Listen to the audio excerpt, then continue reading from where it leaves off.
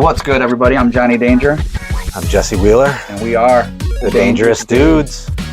Next on our top 10 is an obvious choice. Probably not going to surprise a lot of people who know the two of us, but it's Nevermind by Nirvana.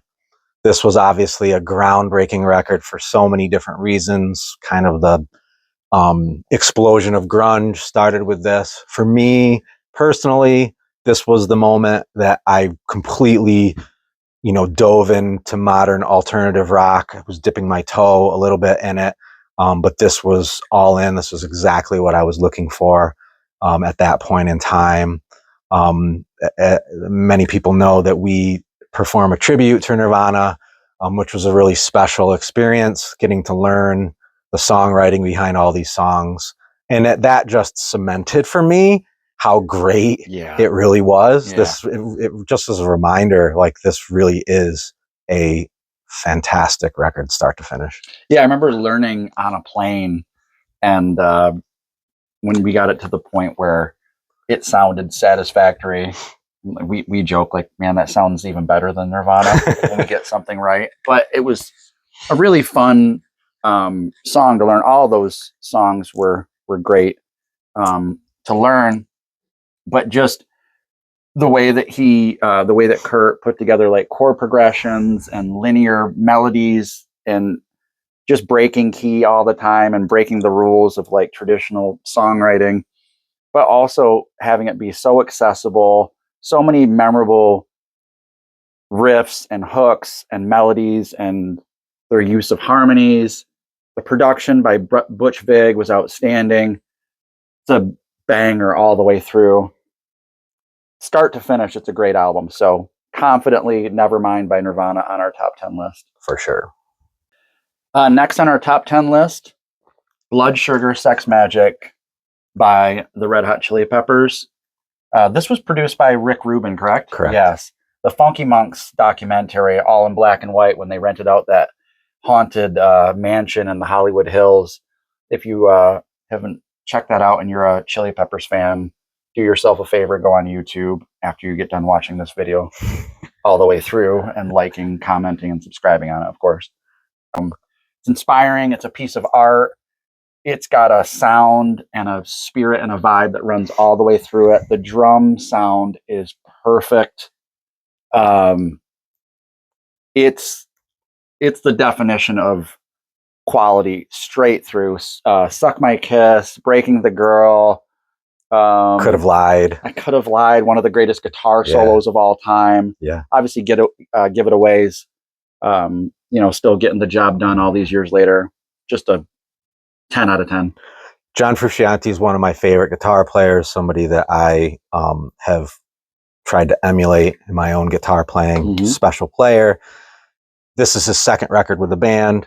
But you can you really feel his influence and songwriting style in this record. And then you can't discount, because Mother's Milk was an awesome album.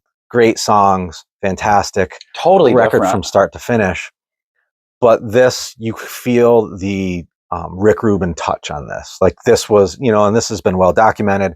The band said somebody finally was able to capture us on an album the way we sound live.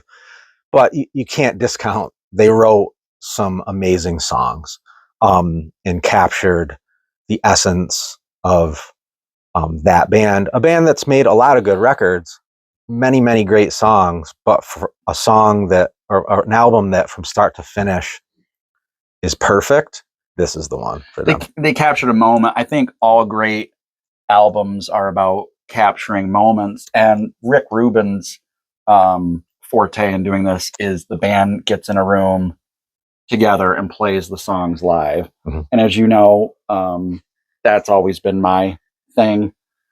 And I think some of the great bands that I grew up listening to, like Van Halen, especially, you can hear it. You can hear them in the room together. You can hear the bleed from, a little bit. And, a lot of times these days, everything needs to sound perfect, right? Like, everything's got to be perfect and polished. And that's not the way it works, folks. Like, musicians aren't perfect. They're anything but. So our next pick, consensus, top 10 albums of the 90s is Purple by Stone Temple Pilots. This record is immaculate. The songwriting, I don't know if a lot of people know that Bob DeLeo, the bass player, is the primary songwriter of the Stone Temple Pilots. And he's one of my favorite rock musicians of all time. He's an incredible in the groove, in the pocket bass player, but he also provides incredible backing vocals. And I cut my teeth on Michael Anthony from Van Halen. I love a bass player that provides more than just root notes. And he is the antithesis of just a root note player. Outstanding songwriter. First of all, Interstate Love Song might be one of the greatest pop-laden, pop-influenced rock songs or hard rock songs ever. It's perfectly constructed. It's so great. And then, there are other singles on this record. Vaseline. I love Pretty Penny. Yeah. Army Ants. It's got like the grungy dirt of like Meat Plow. Right, but then there's like the beautiful sort of like shimmering song construction, and they have like they were lumped into that grunge movement, but they were anything but. So I loved the Stone Temple Pilots. When Core came out, that felt like a grunge record, and it was kind of buying into what was popular at the time. If you go back and listen to that, a lot of the way Scott Weiland sang felt like deeper, grungier. And so when Purple came out, he had like a different voice. He was kind of finding who he really was, and that's what make that album like Core was a huge hit. So like it's a lot to live up to make a second record that was as good. To me, it's better. I love the first three Stone Temple Pilots records quite a bit. I think they're all 10 out of 10s. They're loaded with hits. People sleep on Tiny Music a lot, but it's a very good record. But Purple is definitely the best Stone Temple record, and one that just does not have a bad song. Yeah, it's focused all the way through, and it's an album, right? It's like this. That's one of the qualifications to make it to this list is you can't have any fluff in there. You can't have any missteps, and there's no missteps on this record. It's good all the way through. Absolutely. All right, next on the list, Super Unknown by Soundgarden. Definitely their best record. I'm sure we'll get some comments otherwise, but they'll be wrong. That's incorrect. The correct position is this is their number one album. That's correct. No bad songs. Like None. This is great. And like we joke about the beginning, how the album begins. I can still remember like it was yesterday putting the CD on for the first time. It's like and you're like, whoa, like it's like a ride. Soundgarden is a unique band. They obviously fall into that grunge category from that time frame, but they were experimenting with different time signatures, different tunings, and just writing different types of music while at the same time getting songs on the radio. I mean, this album has Black Hole Sun, which was a huge hit for them. Fell on Black Days. Yeah, and Spoon Man, which was obviously a monster. But it's the songs that weren't on the radio that are special. The Day I Tried to Live. Yeah, Let Me Drown. Mailman. Yeah, Head Down, like written by the bass player. Like Suicide, the way the album ends. Yeah, it's just amazing. This album doesn't miss. It's Fresh Tendrils. Yeah. If we had made this a top 5 list, it probably is in it. If we had made this a top 3 list, it's probably in it. It'd probably be in it. Yeah. It's so good, but the production on this album is insane. It's so quality. The double guitar attack from Chris Cornell and Kim Thayil, the bass playing by Ben Shepherd, obviously the drums, and that wonderful kind of off signature, just monster playing by Matt Cameron. It's a 10. It is no question. A capturing of great songs, great performances, Chris Cornell's voice, just a monster. I had the cassette, and I remember listening to it outside of the Ithaca Mall in the parking lot, and meaning to, drive off and head back home. But I just kind of sat there floored for the first 3 or 4 songs before I could even put the car and drive. It's like, holy shit. Like, I've never heard anything quite like this. So welcome to our top 10, Super Unknown by Soundgarden. Last but not least on this top 10 albums of the 90s list is Vitalogy by Pearl Jam. Anybody that knows Jesse and I and have been watching this video, and thanks if you've watched all the way to the end, would be wondering how are they going to mention Pearl Jam? Well, we saved the best for last. Vitalogy is very different than 10. Soft Pearl Jam fans, they know Jeremy, they know Alive, they know Even Flow. Black. Yeah. And don't take them for granted because they're all great songs. The album was the gateway to a life of us going to concerts, and Pearl Jam holds a special place in our heart. This album is just the peak of creativity, production, moodiness, darkness, angst, beauty, all of it. It's all on display on this record. I mean, talk about an album. Like, this obviously has Better Man, it has Corduroy. These are big songs in the Pearl Jam catalog.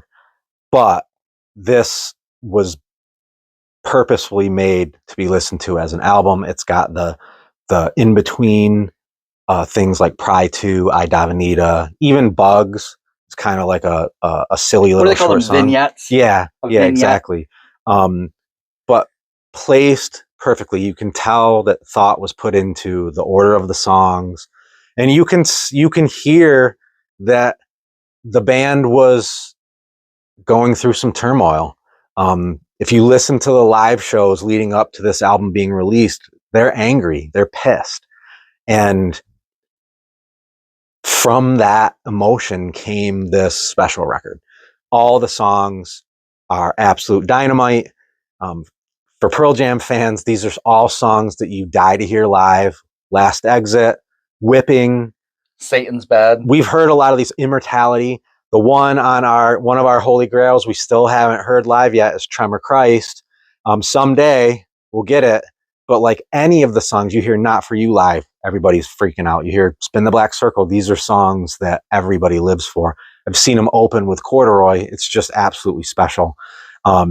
So this record is, and like, you could make an argument for 10 and Verses to be in the top 10 because those are great records, no bad songs. Did No Code come out in the 90s? Came out in 95. So 96. then that one could be under consideration too. But for me, Vitalogy is perfection. Think about a song like Nothing Man. I know. It's beautiful. It's incredible. And it gets me choked up to this day. It's like the emotion, the raw emotion of that period of time. Obviously you got to take into consideration the age that we were, right? Like I was 17 when that record came out, and angst and anger are very appealing when you're a 17-year-old kid. And it just spoke to me. And now, having all these years to look back, they kind of still speak to me. I don't have the same angst and confusion that I did when I was a kid. I kind of get the way the world works, and there's a certain amount of jadedness that comes with that. And I don't listen to this record start to finish very often, but when I do, and I'll hear them hear them play these songs live, that's when that emotion kind of gets awoken in me, and I get put back into that 17-year-old mindset of like, yeah, I remember that Whipping, just that, that feeling of like, angry. Fuck you, like just wanting to like just don't need a helmet. I got a hard head. Right. I just whip out both middle fingers and give them where they're needed. Like, it's just that feeling comes back every once in a while, and firmly in our top 10. One last thing on this record. An album is special when you can remember the first time you listen to it. One of the unique things about this record was that they released it on vinyl Correct. a couple weeks before the other formats. Even though CD and tape were my preferred listening sources at that point, I still had a record player. If you're telling me I can get the Pearl Jam 2 weeks before the rest, 2 weeks before, I'm in. I was there the first day. I was too. in college. There was used to be a record store I frequented in the Vestal Plaza, which is near where I went to college at Binghamton. And I went there that day. I remember going home and putting it on, and you just hear the way Last Exit starts. And with the scratching of the record. And it just, and I still have that vinyl record to this day. Me too. It's just something that reminds me, it's like a time machine. It brings me back. I can put that vinyl record on and it brings me back to that moment in time. I think I was probably 19 years old. And there's something uniquely special about that kind of experience. College Town Records, Cornell University. I bought it right before the Cornell hockey game, and raced to get home and, dropped the needle and heard it for the first time. I mean, I got goosebumps and I just couldn't stop spinning it. Like, for the 2 weeks prior to, its release, I had it, on vinyl, and it was all I listened to. And yeah, what a record, what a moment. Yeah. Okay. All right. We made it to the end. We did it. Yeah, we did it. First one in 4 years. Thanks for listening. We plan on doing many more of these. They may not all be long plays like this. We're going to do some EPs. Yeah. But some singles. Yeah, exactly. This was fun, and thanks for listening. Yeah, and if you think that you can find a better top 10 albums of the 90s list out there, good luck. Stop right now. Just stop right now. Because we did it. Thanks seriously for watching, and we'll see you next time. Cheers.